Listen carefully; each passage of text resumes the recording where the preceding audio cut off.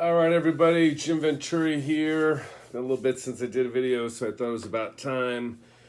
I've actually covered this on my TikTok animal totem page as well.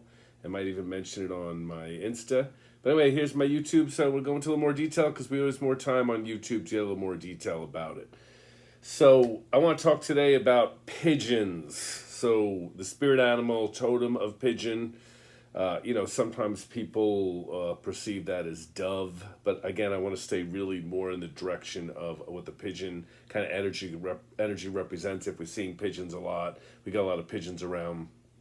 So, talk about the positives and the negatives. Before I get into that, I always think of growing up as a kid and watching cartoons and shows about the 40s and 30s, and the gangsters would, and the scammers would be like, okay, we got a couple of pigeons here.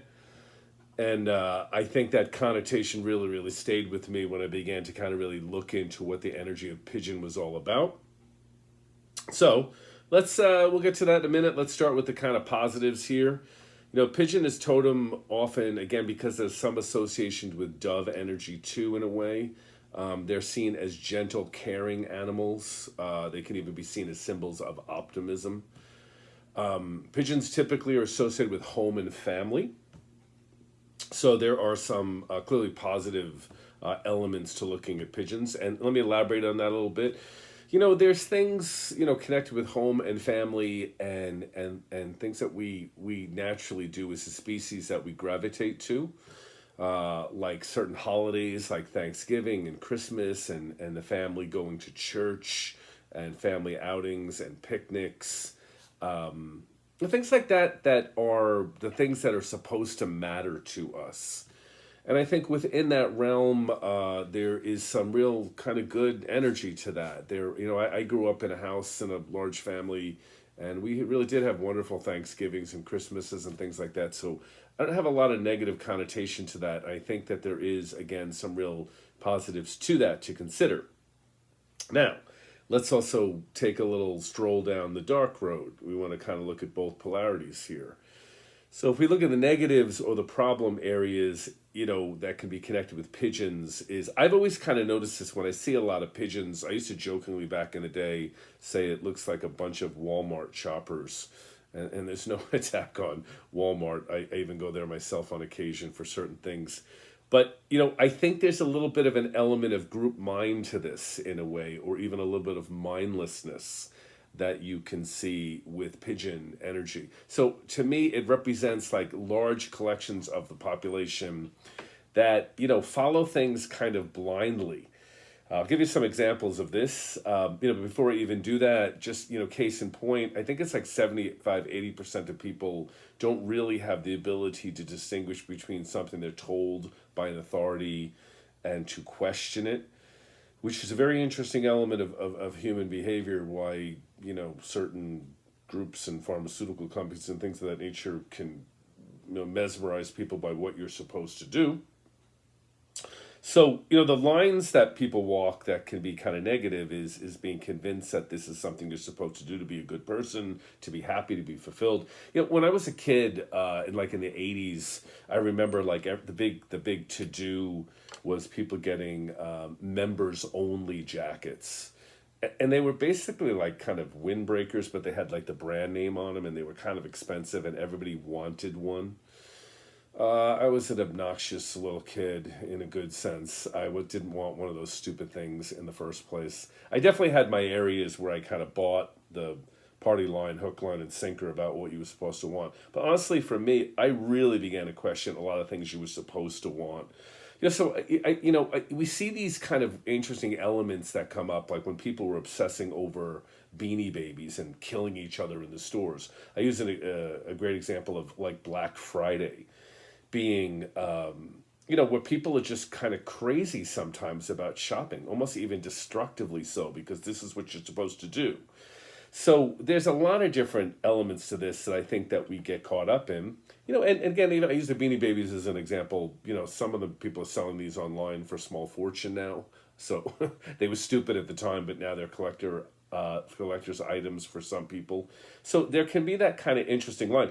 In the 90s, case in point, like my friends and I, we obsessively watched Melrose Place.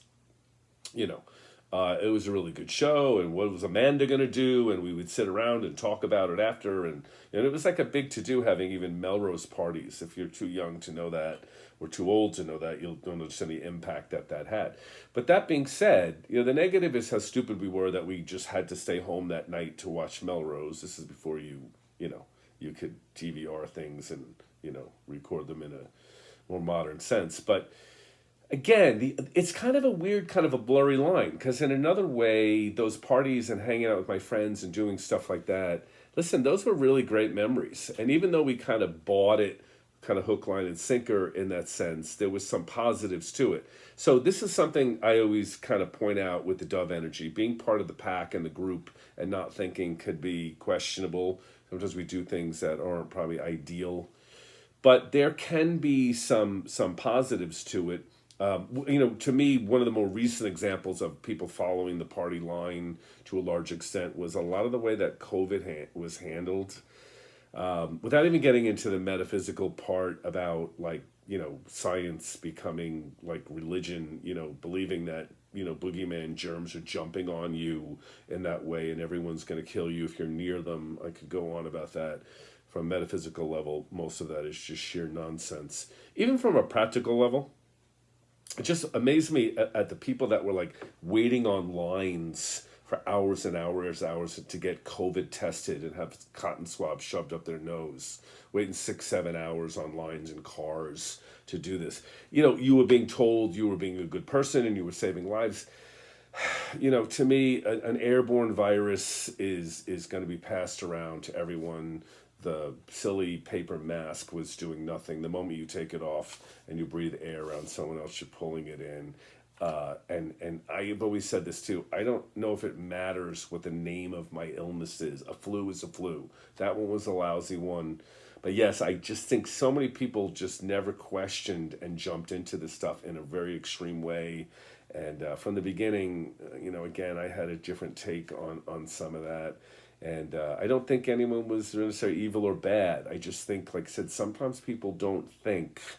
You're told by an authority, this is what you're supposed to do, this is what you're supposed to want, and you sometimes follow it blindly. So that can be one of the, again, negative connotations to looking at pigeon energy.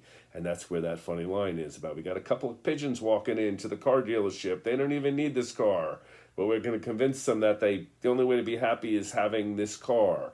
I see that with some of the pharmaceutical commercials. Not that pharmaceuticals are bad. There's stuff that they do that are good and help people.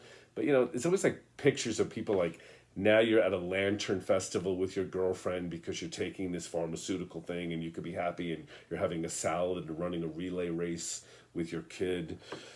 Okay, never mind the after effects and the diarrhea and the other problems that spring forth from putting this stuff in your body.